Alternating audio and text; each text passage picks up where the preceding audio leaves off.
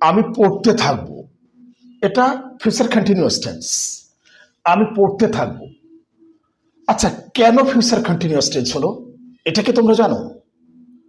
দেখো, ভবিষ্যৎকালে কোনো কাজ হতে থাকবে বা চলতে থাকবে। স্ক্রিনে লক্ষ্য করো, ভবিষ্যৎকালে কোনো কাজ হতে থাকবে বা চলতে থাকবে, এভাবে বোঝালে সেটা হবে ফিউচার কন্টিনিউয়াস টেন্স।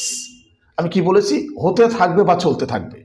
দেখো, বাংলা ক্রিয়ার শেষে যখন, এই যে বাংলা ক্রিয়ার শেষে যখন তে থাকবে, তে থাকবে উল্লেখ থাকে, তে থাকবে, তে থাকবে, তে থাকবো, ভালো করে লক্ষ্য করো, তে থাকবে, তে থাকবো উল্লেখ থাকে। অর্থাৎ এই যে তোমাদেরকে বুঝতে হবে, এটা বাংলা ক্রিয়া শেষে তে থাকবো, তে থাকবে, এগুলো থাকলে সেটা হবে ফিউচার কন্টিনিউয়াস টেন্স।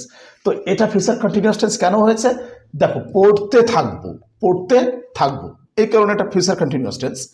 এখন যখন ফিউচার কন্টিনিউয়াস টেন্স হবে, তখন তোমাদেরকে এই স্ট্রাকচারটা ব্যবহার করতে হবে। স্ক্রিনে ভালোভাবে লক্ষ্য করো, সাবজেক্ট প্লাস শ্যাল বি অথবা উইল বি প্লাস মূল ভার্বের সাথে আইএনজি যোগ প্লাস অবজেক্ট, এই স্ট্রাকচারটা তোমাদেরকে ব্যবহার করতে হবে। চলো উদাহরণ প্র্যাকটিস করি। যেমন, তারা পড়তে থাকবে, তারা পড়তে থাকবে, they will be reading, they will be reading. আমি মাছ ধরতে থাকবো, আমি মাছ ধরতে থাকবো, I will be catching fish.